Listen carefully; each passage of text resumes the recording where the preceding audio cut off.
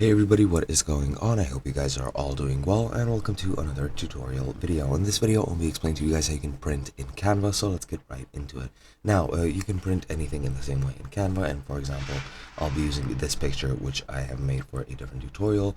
All you want to do once you're done with your work and everything has been saved automatically, you go into Share into the top right, and from here, you can either present and record, or create a link, or go to the website. You can download it, which is one valid way of actually printing it, or you can go to more, and I'm pretty sure you have a printing option here, which I don't seem to see. I was pretty sure there was.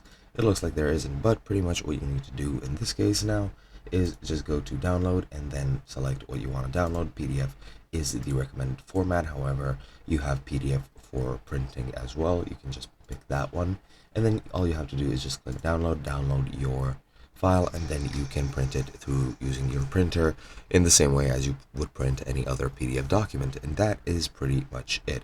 Keep in mind though that if it is landscape like it is in my case, it can be sideways. If you want it upright, you do need to select a different sort of format, but that is completely up to you.